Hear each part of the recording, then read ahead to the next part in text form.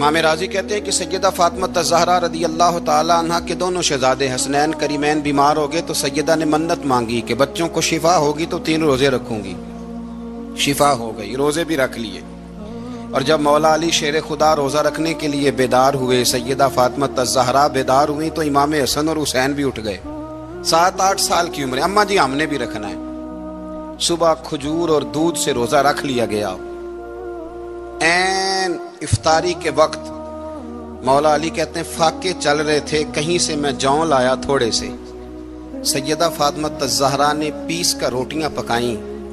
وہ وقت جو بڑا مشکل ہوتا ہے افطار کا، کہتے ہیں اس وقت جب کھانے کے لیے بالکل ہاتھ آگے بڑھنے لگے اور امید تھی کہ ابھی سیدنا بلال اللہ اکبر کہیں گے تو روزہ کھلے گا، لیکن ابھی چند ہی منٹ رہتے تھے کہ دروازے پر ایک فقیر نے صدا دی.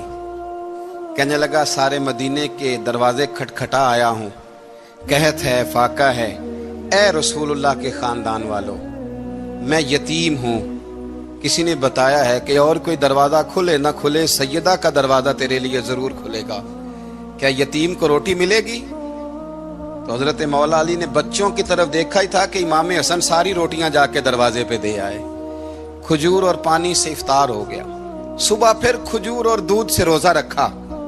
امام راضی کہتے ہیں این وہ وقت جب افطار کا ٹائم آیا تو پھر دروازے پہ کسی نے صدا دی. کہا رسول اللہ کے خاندان والوں میں مسکین ہوں، رات سے روٹی کھائی ہے، نہ صبح کھا سکا نہ دوپہر. کسی نے بتایا ہے کہ اس دروازے سے خالی کوئی نہیں جاتا. امام حسن نے پھر سارا لنگر اٹھایا اور پھر جا کے دے دیا.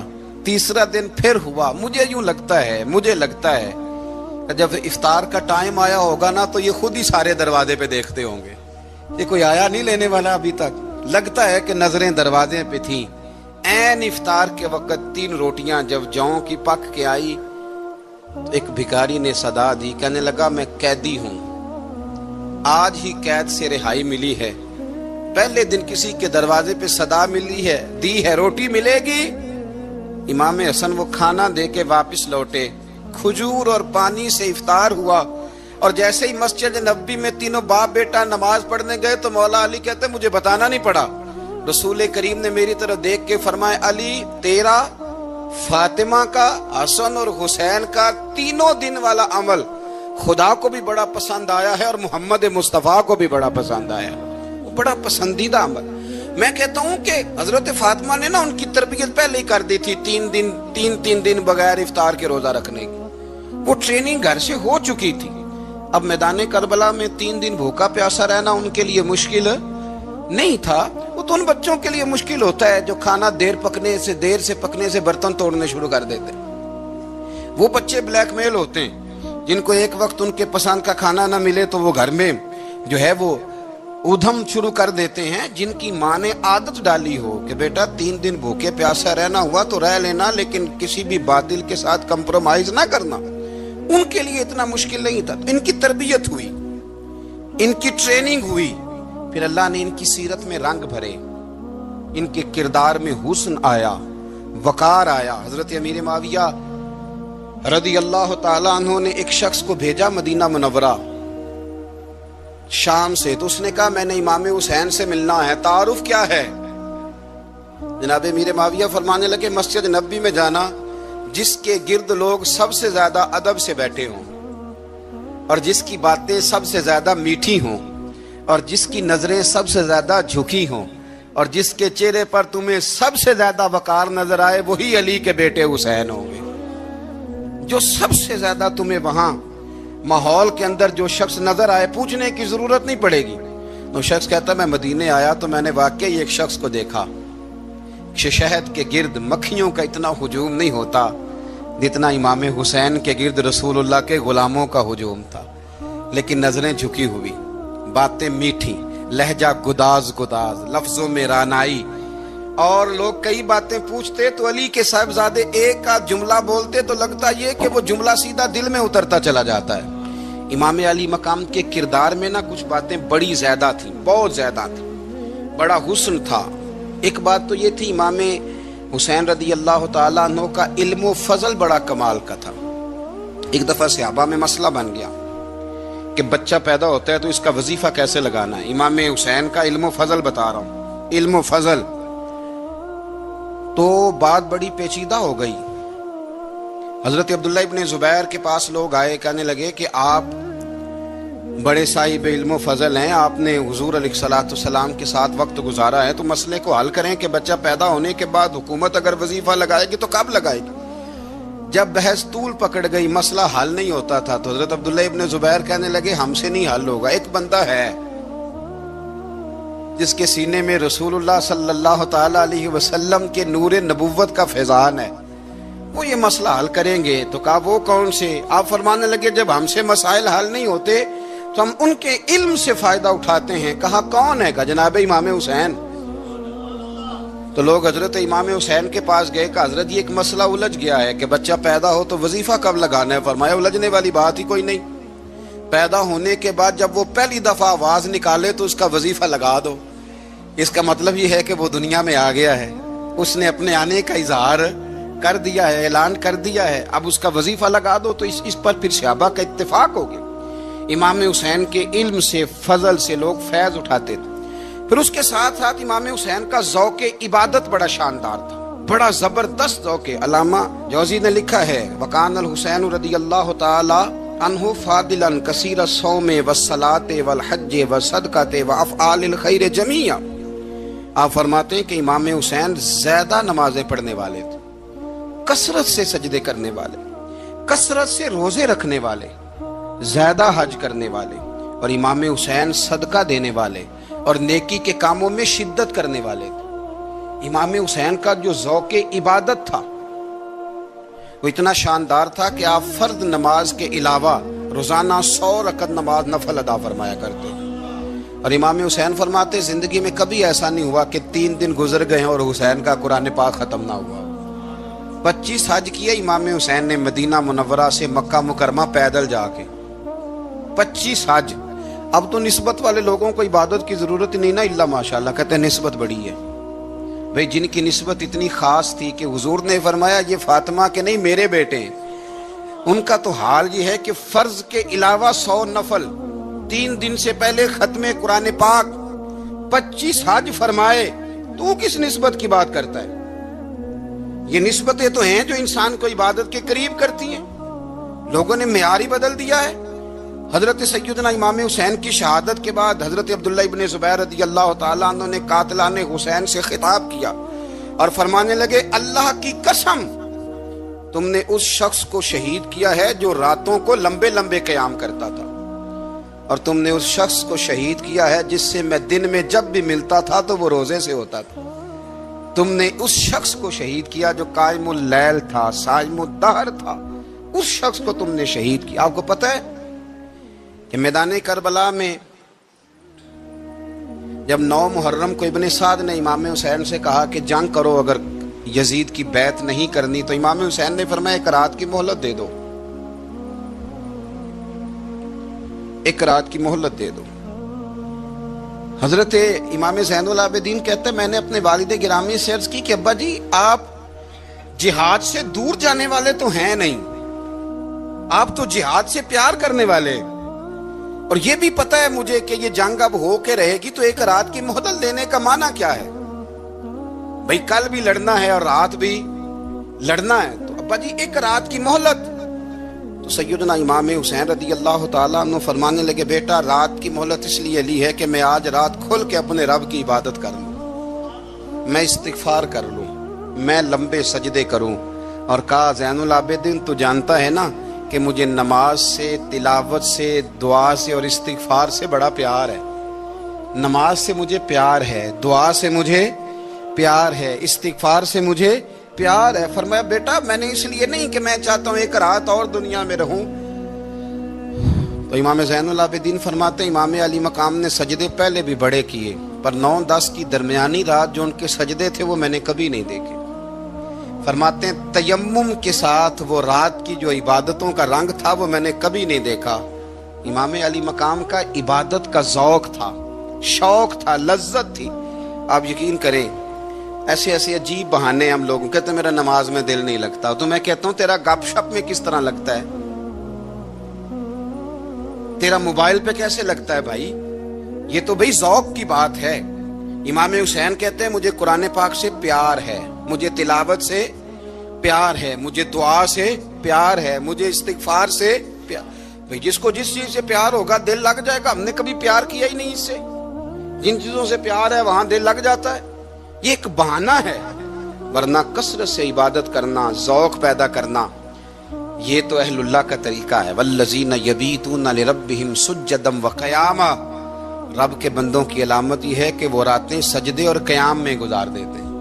تو امام حسین کی سیرت کا کمال ہے کہ ذوق عبادت رکھتے تھے۔ دوسری بات جو امام علی مقام کی سیرت میں بڑی شاندار ہے وہ یہ ہے کہ سخی بڑے تھے۔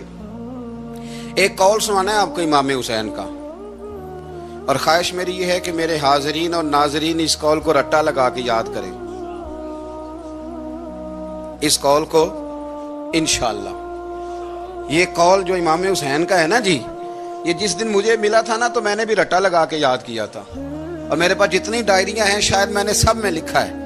امام علی مقام رضی اللہ تعالیٰ عنہ فرماتے تھے اللہ کی رضا کے لیے کسی شخص کی ایک حاجت پوری کر دینا 1 مہینہ مسجد میں اعتکاف کرنے سے زیادہ درجہ رکھتا ہے۔ ایک بندے کی ایک حاجت پوری کر دینا 1 مہینہ پورا مسجد میں اعتکاف کرنے سے زیادہ درجہ رکھتا ہے۔ خدا کے بندے تو ہیں ہزاروں اور بنوں میں پھرتے ہیں مارے مارے، میں اس کا بندہ بنوں گا جس کو خدا کے بندوں سے پیار ہوگا۔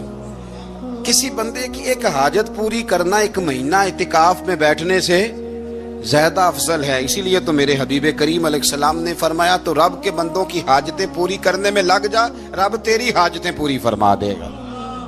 امام علی مقام فرماتے تھے ایک حاجت کسی کی پوری کرو۔ حضرت جناب سیدہ زینب بنت ابی رافع کہتی ہیں کہ سیدہ فاطمہ الزہرا نا ایک دن اپنے دونوں شہزادوں کو لے کے، جب حضور کی طبیعت مبارک بظاہر علیل تھی جس میں حضور کا وصال ہوا، دونوں شہزادے لے کے سیدہ فاطمہ نبی کریم کی بارگاہ میں گئی، کہنے لگی یا رسول اللہ میرے بچوں کو کچھ دیجئے۔ سیدہ پاک تو حضور اٹھ کے بیٹھ گئے، اس کندھے سے امام حسن کو لگایا اور اس سے امام حسین کو لگایا اور فرمایا فاطمہ یہ جو میرا حسن ہے نا اس کو میں اپنی ہیبت اور سرداری دیتا ہوں، اور فرمایا یہ جو میرا حسین ہے نا حسین کو میں اپنی جرت اور سخاوت دیتا ہوں، میرا حسین جرت مند ہوگا اور سخی ہوگا۔ داتا گانج بخش علی حجویری، امام الاولیاء، سید الاصفیاء، داتا صاحب کشف المعجوب میں فرماتے ہیں ایک دن نا امام حسین کے پاس ایک شخص آیا بڑی دور سے کچھ مانگنے کا، حضور کچھ دیجئے۔ وہ شخص کہتا ہے کہ میرا ظرف یہ تھا کہ 4-5 دینار ملیں گے۔ تو امام حسین فرمانے لگے تھوڑی دیر بیٹھ جا، رزق آ رہا ہے۔ تو امام حسین کو حکومت وقت کی طرف سے نا 5 تھیلیاں ملی جس میں ایک تھیلی میں 500 اشرفیاں تھیں، 5 تھیلیاں آئیں، لیکن اس کو آنے میں نا ذرا دیر ہو گئی۔ وہ 5 تھیلیاں جب آئی نا تو امام حسین اس کی طرف 5 تھیلیاں بڑھا کے نا، ذرا دیکھنا میری طرف غور سے، 5 تھیلیاں بڑھا کے نا تو فرمانے لگے میاں جتنا تجھے انتظار کرایا نا اتنی ہم تیری حاجت پوری نہیں کر سکے، تو یہ نہ محسوس کرنا کہ حسین کے دروازے پہ بیٹھا بھی رہا ہوں تو ملا کیا ہے، یہ نہ محسوس کرنا۔ وہ شخص کہتا ہے جب میں نے وہ تھیلیاں کھولی اور پھر میری نظر امام حسین پہ پڑی تو میرے اندر سے آواز آئی اگر حسین ابن علی اتنے سخی ہیں تو محمد عربی کتنے سخی ہو۔ اگر یہ معیار ان کا ہے، ان کا یہ معیار ہے، اور خود بھیک دیں خود ہی کہیں منگتے کا بھلا ہو، خود کہنے لگے جتنا انتظار کرایا ہے اتنی تیری مدد کر سکے۔ یہ سخاوت کا معیار تھا، یہ طریقہ تھا۔ ایک دفعہ سیدنا امام حسین رضی اللہ تعالیٰ عنہ کے گھر کے اندر نا 5000 دینار آئے، مسجد میں تھے، آپ کو 5000 دینار ملے تو امام زین العابدین کہتے ہیں کہ مسجد سے لے کر گھر آنے تک امام حسین نے 5000 اللہ کے رستے میں خیرات کر دی۔ فرماتے میں نے کہا ابا جی 5 دینار کی گھر میں ضرورت تھی، مالاں والے سخی نہیں ہوندے تے سخیاں کل مال نہیں ہوندا، ایتھے اوتھے دوویں جہانی سخی کنگال نہیں ہوندا۔ کہا ابا جی 5 دینار کی گھر میں ضرورت تھی، تو کہتے ہیں مجھے فرمانے لگے بیٹا یہ جن کو میں نے دیا ہے نا یہ گھر کے لیے ہی دیا ہے، یہ گھر کے لیے ہی دیا ہے، جن کو دیا ہے تمہارا کیا خیال ہے یہ باہر خرچ ہوا ہے، یہ گھر کے لیے ہی ہے۔ اس لیے کہ جب انسان دوسروں پر شفقت کرتا ہے تو اللہ اس کے گھر پہ رحمت فرماتا ہے۔ امام حسین کے مزاج میں پہلی بات میں نے ذوق عبادت کی عرض کی، دوسری بات عرض کر رہا ہوں کہ صحابہ حضرت اسامہ بن زید بڑے پیارے ہیں میرے نبی کریم کے، بڑے پیارے۔ حضرت اسامہ بن زید کے بارے میں سیدہ عائشہ صدیقہ فرماتی ہیں ان کے ناک سے اگر ریٹھ نکلتی تھی تو اللہ کے رسول اپنے دست مبارک سے صاف کر دیتے تھے، اور سرکار فرماتے تھے کہ اگر اسامہ لڑکی ہوتا نا، ان کے غلام کے بیٹے تھے حضرت زید بن عامر، اگر یہ لڑکی ہوتا میں اسے زیور پہناتا۔ بڑے پیارے تھے، لیکن جب ان کا آخری وقت آیا نا تو 60,000 دینار کا قرضہ تھا، رشتہ داروں سے کہا، دوستوں سے کہا، یاروں سے کہا، اور قرض ادا نہیں ہو رہا تھا۔ حضرت اسامہ بن زید کہتے ہیں بڑا پریشان تھا۔ جب حد ہو گئی نا تو حضرت اسامہ بن زید فرمانے لگے جاؤ کوئی حسین ابن علی کو خبر کرو، ان سے کہو میں نا غلام ہوں آپ کے نانا کا، مقروض دنیا سے چلا گیا تو کیا بنے گا۔ امام حسین کو خبر ملی تو دوڑے آئے۔ لاجپال اس پیر کو نہیں کہتے جو تگڑا نذرانہ لے کے تو ماتھا چوم لے، لاجپال تو اس کو کہتے ہیں کہ جب ضرورت پڑے تو وہ سر پہ موجود ہو۔ حضرت سیدنا امام حسین تشریف لائے تو جناب اسامہ بن زید رو پڑے، کہنے لگے حضور میں نے نا غلامی کی ہے آپ کے نانا کی، اور اس غلامی پہ ناز ہے، اب 60,000 دینار کا قرضہ لے کے دنیا سے جاؤں گا تو میری قبر پہ بوجھ رہے گا۔ امام حسین خادم کو بھی کہہ سکتے تھے جاؤ گھر پیسے پڑے ہیں لے آؤ، امام حسین خود گئے، چادر اوڑھ کے تو اس کی اوٹ میں بکل میں 60,000 دینار چھپا کے لائے، اور جناب اسامہ بن زید کے سامنے رکھ کے کہنے لگے اسامہ یار پیسے رات کو ہی آئے تھے، میں سوچ رہا تھا مجھے تو ضرورت نہیں، اللہ نے کس کا نصیب میرے گھر میں بھیج دیا، مجھے تو حاجت ہی نہیں تھی، اب پتہ چلا پیسے تیرے تھے، اللہ نے حسین کی ڈیوٹی لگائی ہے کہ جا کے دے آ۔ حضرت اسامہ بن زید رو پڑے، فرمانے لگے اللہ آپ کو بہترین صلہ عطا فرمائے، یہ معیار تھا۔ اور پھر تیسری بات یہ کہ دل کے بڑے صاف تھے، دل بدستاور کے حج اکبر است، از ہزاراں کعبہ یک دل بہتر است۔ شیخ سعدی کہتے ہیں کہ درویش کہتے ہیں کہ کسی کا دل رکھ لینا نا، دل راضی کر دینا کعبے کا 1000 بار حج کرنے سے بہتر ہے۔ دل بدستاور کے حج اکبر است، کسی کا دل راضی کرنا حج اکبر ہے۔ امام بڑا ہی پیار کرتے تھے، گھوڑے پہ جا رہے تھے، کچھ فقیر غریب لوگ بیٹھ کے روٹی کھا رہے تھے، کھا کہاں رہے تھے سڑک کے کنارے، تو امام زین العابدین فرماتے ہیں کہ جب امام حسین گزرے تو انہوں نے آواز دی حضور دل کرتا ہے ہمارے ساتھ بیٹھ کے روٹی کھائیں۔ کائنات کے مالک و مختار کے نواسے اور دنیا کے سب سے بڑے شہزادے گھوڑے سے اترے اور غریبوں کے ساتھ سڑک پہ بیٹھ گئے، روٹی کھانے لگے اور دیر تک کھاتے رہے، اور جب فارغ ہو گئے تو فرمانے لگے کھانے کی ضرورت بھی نہیں تھی، حاجت بھی نہیں تھی، پر تم نے آواز دی تو دل رکھنے کو بیٹھ گیا تھا، اگر اجازت دے تو چلا جاؤں۔ یہ مزاج تھا، یہ طبیعت تھی۔ آپ کے ایک بھائی ہیں چھوٹے، حضرت محمد بن حنفیہ نام ہے، حضرت مولا علی شیر خدا رضی اللہ تعالیٰ عنہ کی دوسری بیوی سے۔ ایک دن حضرت امام حسین ان کے گھر میں بیٹھے تھے تو کسی بات میں نا اختلاف رائے ہو گیا، تو امام علی مقام ناراض ہو گئے، فرمایا آج کے بعد تیرے گھر نہیں آؤں گا، رومال اٹھایا چلے گئے۔ لوگوں نے حضرت محمد بن حنفیہ رضی اللہ تعالیٰ عنہ سے کہا حسین تو ناراض ہو گئے، کبھی نہیں آئیں گے۔ آپ فرمانے لگے بھائی تمہارا ہے کہ میرا؟ جی بھائی تو آپ کے ہیں۔ فرمایا اگر کہو تو چند منٹوں میں حسین واپس آئے؟ جناب ناراضگی ہو گئی ہے۔ فرمایا ناراضگی ہوئی ہے پر میں اس کے دل کی نرمی کو تو جانتا ہوں نا، اس کے مزاج کے اندر جو محبت ہے اس سے تو ابھی آئے۔ کہ جناب وہ کیسے؟ فرمانے لگے دیکھنا ذرا۔ تو امام حسین نے خط لکھا، حضرت محمد بن حنفیہ نے رکا لکھا، کہنے لگے حسین میرے باپ کا نام بھی علی ہے اور آپ کے باپ کا نام بھی علی ہے، پر ایک فضیلت ایسی ہے جس میں میں آپ کا مقابلہ نہیں کر سکتا، وہ یہ ہے کہ آپ سیدہ فاطمہ الزہرا کے لال ہیں، اب محمد مصطفیٰ علیہ السلام کے نواسے ہیں۔ کہنے لگے بھائی جان آپ نے نانا جان کی وہ حدیث تو سنی ہوگی کہ دو لوگ ناراض ہو جائیں تو جو صلح پہلے کرے جنت میں پہلے جائے گا۔ فرمانے لگے دل میرا کر رہا تھا کہ پہلے صلح کر لوں، لیکن پھر بڑے بھائی کو پشت کروں گا جنت میں جاتے ہوئے، ये भी तो बेअदबी है ना। अब खत मैंने लिख दिया है, आपका जो इरादा हो। इमाम हुसैन ने खत पढ़ा तो आंखों में आंसू आ गए। फिर से रुमाल उठाया, बच्चे पूछने लगे कहाँ जा रहे हैं? कहा भाई के घर जा रहा हूं। कहा आप तो नाराज थे। फरमाया था नाराज, पर है तो मेरा भाई ना। हो गई बात खत्म। बड़ी दिल में नरमी, तबीयत में सोज, लहजे में गुदाज। लेकिन इसके साथ साथ इमाम हुसैन रदी अल्लाह ताला अन्हु का जज्बा जिहाद, इमाम हुसैन की इस्तकामत। आज लोग उधर होते हैं जिस तरफ हवा का रुख होता है। आज लोगों की सोचों का जाविया यह है कि जिधर रश ज्यादा होगा हम भी उधर जाएंगे। हम ये नहीं देखते हक किस तरफ है, हम ये देखते हैं रश किस तरफ है। इमाम हुसैन रदी अल्लाह ताला अन्हु ने रश नहीं देखा, हक देखा। इमाम हुसैन रदी अल्लाह ताला अन्हु इस्तकामत के वो पहाड़ हैं, मामूली आदमी नहीं थे। फरजक शायर कहता है कि मैंने इमाम हुसैन से कहा था, मैंने कहा लोगों की तलवारें यजीद के साथ है पर दिल आपके साथ है, दिल आपके साथ हैं। इमाम हुसैन रदी अल्लाह ताला अन्हु ने जमाने के हालात नहीं देखे, हक और सच देखा। जितनी चीजें इंसान को कमजोर कर सकती हैं वो सारी इमाम हुसैन पे तारी की गई। जितनी चीजें,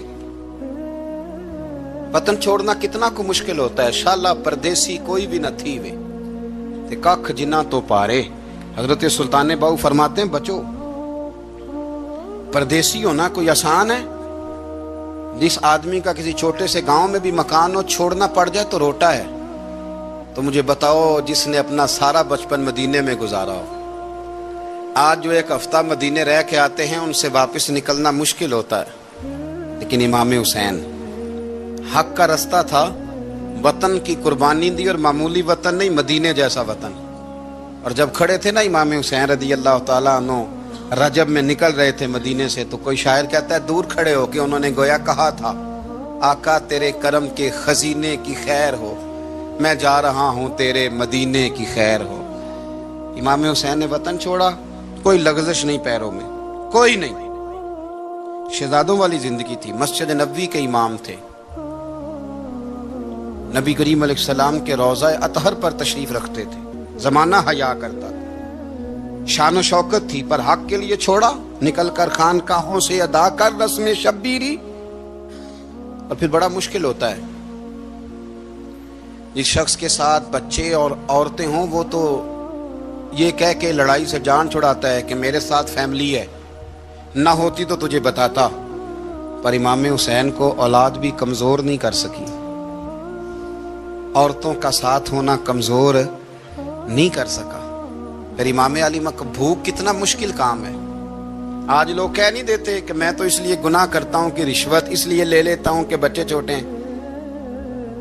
10 दिनों की कमो बेच सफर, 3 दिनों की भूख और प्यास, पर हक के रास्ते में इमाम हुसैन को कोई चीज कमजोर नहीं कर सकी। और फिर वो जितनी बातें लोग कह सकते थे वो सारी कहीं गई, सारी। और आके अर्ज करने लगा, हुजूर ये कोई मामूली दुश्मन नहीं, ये वो जालिम है जो लाशों पे भी घोड़े दौड़ा देते हैं। तो इमाम अली मकाम फरमाने लगे, जो शहादत का जज्बा लेके निकले वो फिर अंजाम नहीं देखा करता। वो अंजाम, वो जितनी चीजें जो इस्तकामत के रास्ते में आ सकती हैं वो सारी चीजें रास्ते में आई, पर इमाम अली मकाम ने किसी चीज की परवाह नहीं की। आज का मसला ये है कि आज लोगों में इस्तकामत नहीं है।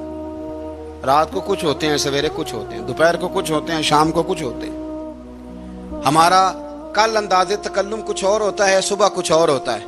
इमाम अली मकाम मैदान में रहे, एक मैयत घर में हो जाए तो कई दिनों तक आंख खुलती नहीं, होश रहता नहीं। सबसे ज्यादा मसाइब इमाम हुसैन ने देखे, सबसे ज्यादा। और घोड़े पर बैठने से पहले पहले सारी तकलीफें आप देख चुके थे। बाप का जनाजा उठाना आसान होता है, बेटे का जनाजा उठाना बड़ा मुश्किल होता है। पर इमाम हुसैन ने बेटों के जनाजे उठाए। हजरत अली असगर की लाश को इमाम हुसैन ने अपने दस्ते मुबारक से दफन किया। और जनाब अली अकबर की मैयत को जब आप उठा के ला रहे थे तो सैयदा ज़ैनब फरमाती हैं कि मुझे यूं कभी लगता था हुसैन का कद बड़ा है और कभी लगता था अली अकबर का कद बड़ा है।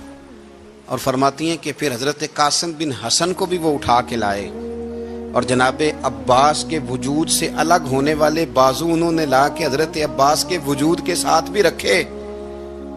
انہوں نے یہ سارا منظر دیکھا، لیکن جب حسین ابن علی اپنی دفعہ گھوڑے پہ سوار ہوئے تو لگتا یہ تھا کہ ان سے زیادہ بہادر کوئی نہیں۔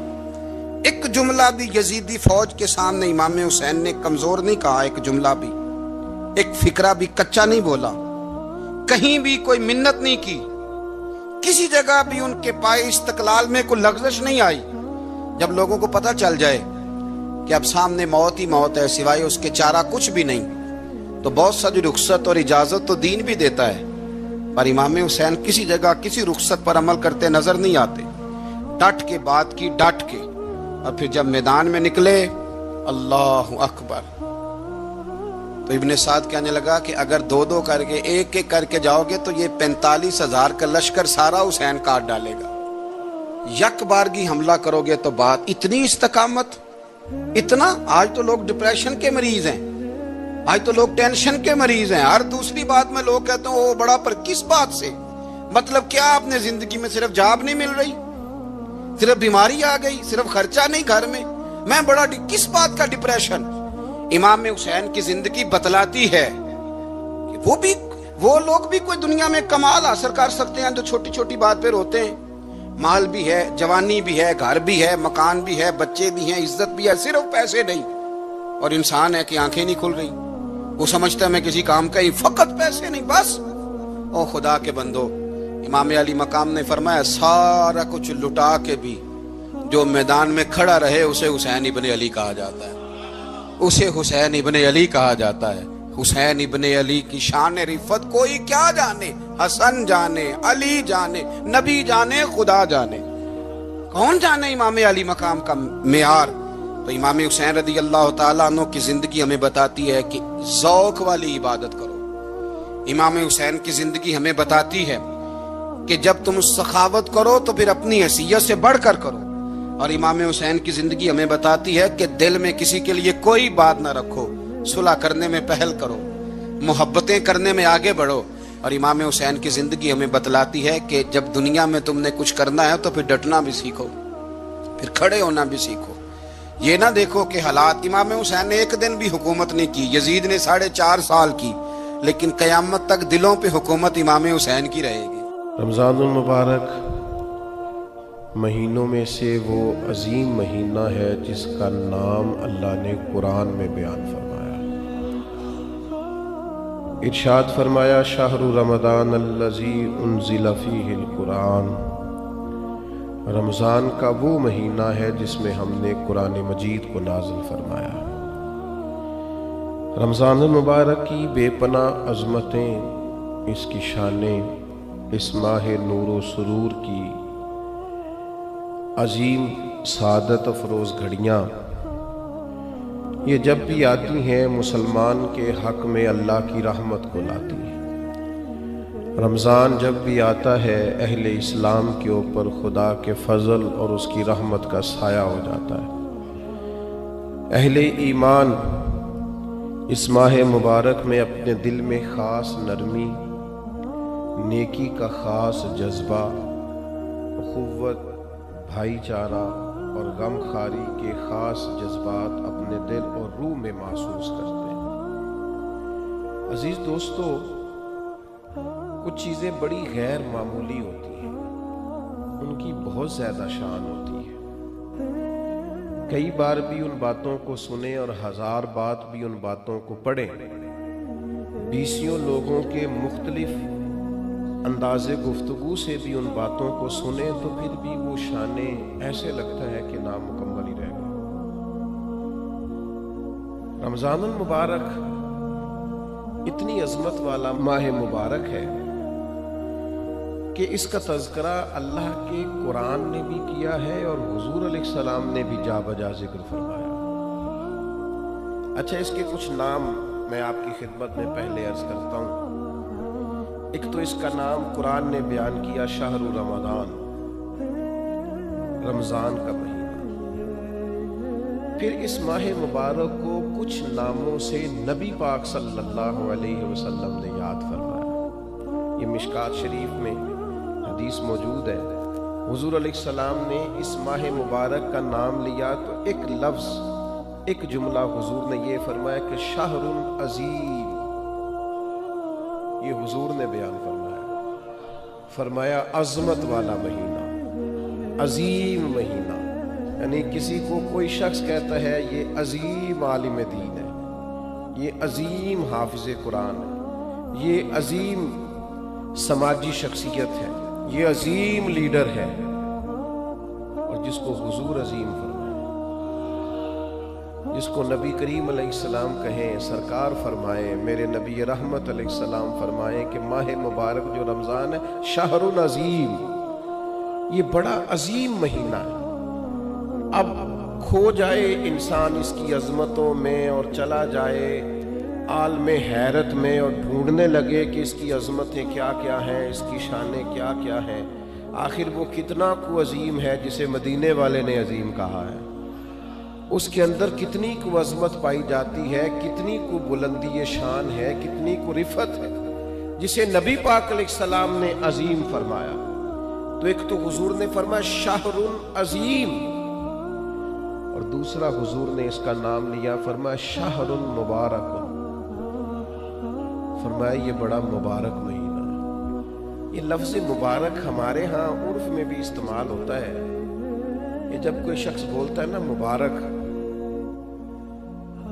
تو اس سے خوشخبریاں ذہن میں آتی ہیں، اس سے کامیابیاں ذہن میں آتی ہیں۔ جب کہا جاتا ہے آپ کو مبارک ہو، مبارکباد ہو، تو اس سے انسان کی حاشیہ خیال میں محسوس ہوتا ہے کہ کوئی عظیم انعام ملا ہے، کوئی عظیم رحمت عطا ہوئی ہے، کوئی منفرد سا، حسین سا، خوبصورت سا تحفہ ملا، کسی بہت بڑی کامیابی سے اللہ تعالیٰ نے ہمکنار فرمایا ہے، تو پھر کہتے ہیں مبارک ہو۔